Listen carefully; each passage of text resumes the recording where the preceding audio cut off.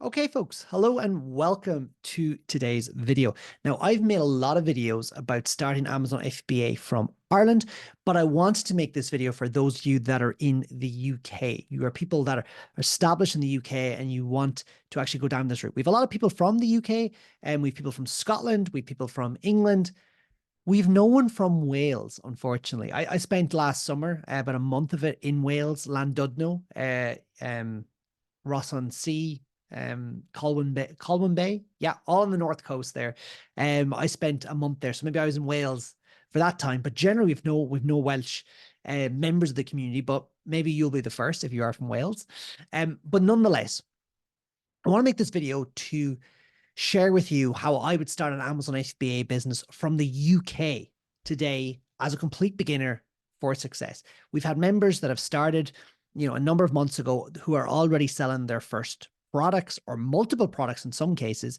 We have, people that have gone from working a full 9 to 5 that are now part-time.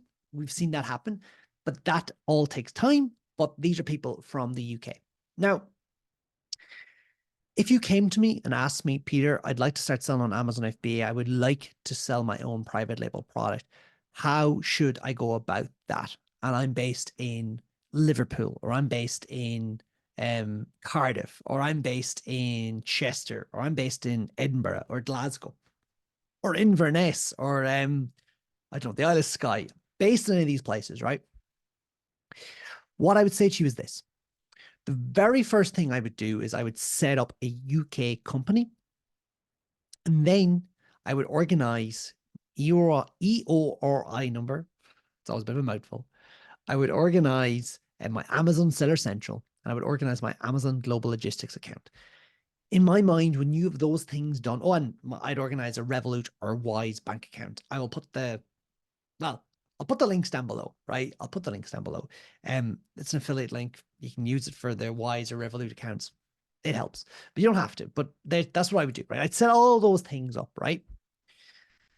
The next thing I would do is I would honestly, I would find a mentor or a community or someone that has done this before, because yes, you can do this on your own, but you're going to make mistakes. You're going to assume things that aren't the case.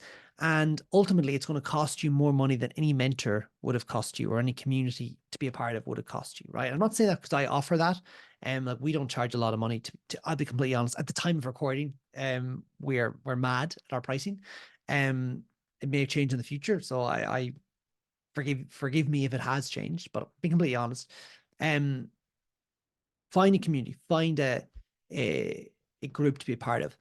And those folks will steer you right in terms of your research process. You don't want to just jump into like ordering whatever product you see and like, yeah, I'll go for that. Like, whenever a new student joins our community, I always get them to like do some product research, because I think that's key. That's what's going to make a difference to you for success, is being good at the product research, being good at that. And if you get that wrong, your business will not work. But anyways, I see them coming, and I always ask them to like give me the list of products so I can review it, and just, that's good or that's bad, and this is why. Just so we can keep doing this to the point where you're always giving me good products then, right? People just generally stop because they start getting the hang of it, right?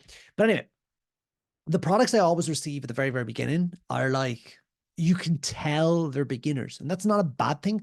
We were all beginners. I remember when I first started, like, I didn't have a clue, whereas now I'm pretty confident what I identify.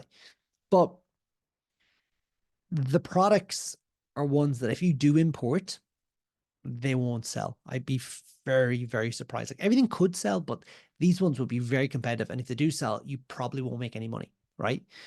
But after time and following a process, and we have a few different research processes and different ways to find products and kind of validate them, you eventually get to the stage where you're able to find products on a pretty consistent basis. Like, I do my research. You see this, guys, on my calls, on the training calls, and I always find new products. It's just the way it is. I can go on a research call, and within 30, 40 minutes, I always have like 3 or 4 products, right? And for moving forward, for studying, to figure out if they're a good opportunity or not.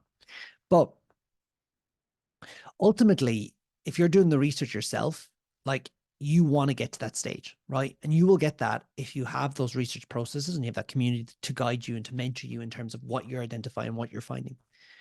Once you find what you think is a good product, right? And you should have a few opportunities. You shouldn't just have one. Once you find that, you need to reach out to suppliers. You need to ask for the right things. You need to be asking for like FOB pricing. You need to be asking for a product sample. You want to make sure your products are packaged the right way, and you want to make sure that they don't breach any Amazon in terms of service, or there's no patents on them. There's a lot of things you want to do, right? You want to make sure you get all that right, because there's no point finding a product that there is demand for, that that you can get manufactured in China, but then when it arrives in the UK, suddenly it's like, you can't sell this, or someone shuts down your listing because they say you're infringing on my patent. You don't want that. That's a disaster. And I've seen that happen from time to time, and we don't want that, right? Once you pick that product and you're confident it doesn't breach any of those terms, you get the sample and you're happy with it, you want to go and get your brand sorted out. So in terms of like your trademark, in terms of your IP, because you want to protect yourself from other people to be selling that product. You don't want anyone else coming onto your listing. That's the thing about Amazon. You don't own the listing. The listing is belong kind of to the product. And if you don't have systems or barriers in place to stop someone else being able to sell that product, anyone could sell it.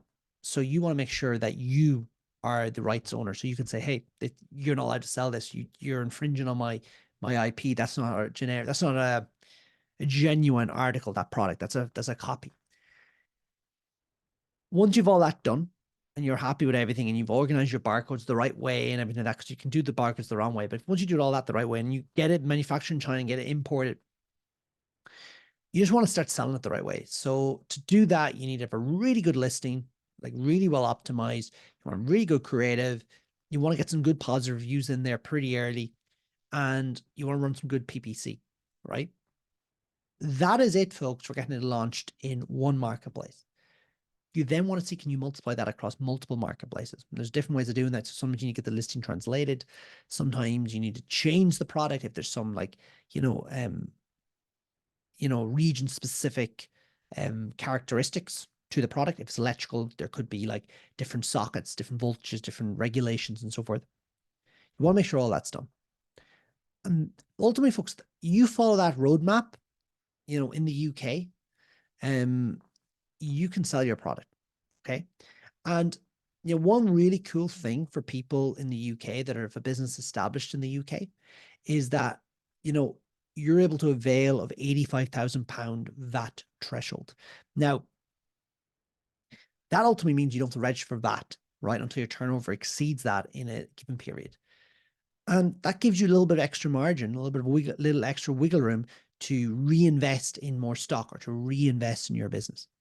But I would just repeat this cycle by expanding that product into multiple other countries, but also maybe going and adding new products. So the new products could be related to that product, or they could be completely different. And that's how you expand your business over time to the point where you have a very successful, established Amazon FBA business. So if you are interested in that, there's links up there how you can work with us.